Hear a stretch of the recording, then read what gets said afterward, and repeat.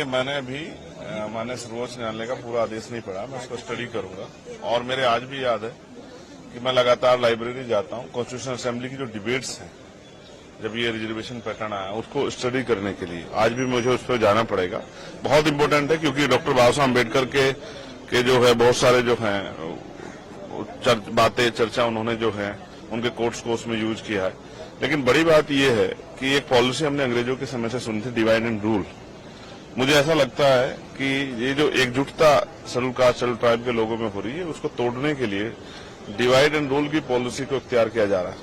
अभी मुझे इसमें यह भी जानकारी करनी है कि माननीय सर्वोच्च न्यायालय में जिन जजों ने ये ऑर्डर किया है उसमें से SC/ST के कितने, ये बहुत इंपॉर्टेंट है। अगर आप वर्गीकरण करना ही चाहते हैं तो मैं चाहता हूं कि सर्वोच्च न्यायालय से इसकी शुरुआत होनी चाहिए।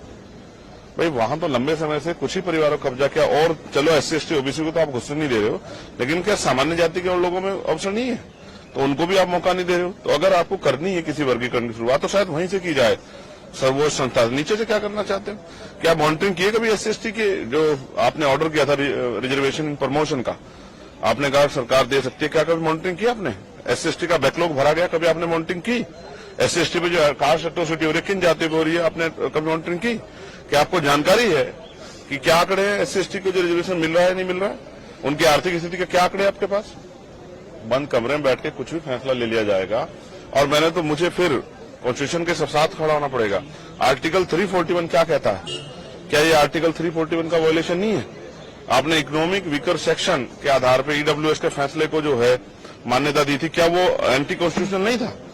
तो बहुत सब चीजें। और फिर एक और जस्टिस हैं बेला द्विवेदी जी, उनके फैसले को भी उन्होंने असहमति जाहिर की, उसको भी स्टडी करना पड़ेगा। तो इसलिए कह रहा हूं, बहुत बड़ा विषय है।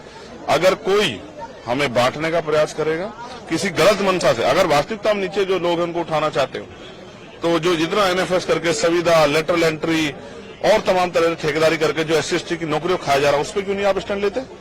तो ये बहुत कुछ है इसमें देखने के लिए। अब इसको देखेंगे और फिर प्रेस करके प्रेस क्लब में अपनी पूरी बात विस्तार रखें, क्योंकि ये बड़े समुदाय का मामला है। ये मेरे व्यक्तिगत का मामला नहीं है, ये एक बड़े समाज का, जो आजादी के 75 साल बाद भी, जिसको हम अमृतकाल कह रहे हैं, सरकार अमृतकाल कह रही है, और जिसको कह रहे हैं विकसित भारत, उसकी 5वें देश की, दुनिया की 5वें अर्थव्यवस्था की जहां बात हो रही है, वहां SC/ST कहां खड़ा है? क्या कास्ट एट्रोसिटी खत्म होगी? क्या जाति के आधार पर क्या स्टेटस बदल जाता है? एक IPS एक IAS बन के, जज बन के क्या शेड्यूल कास्ट शेड्यूल ट्राइब का स्टेटस बदल जाता है?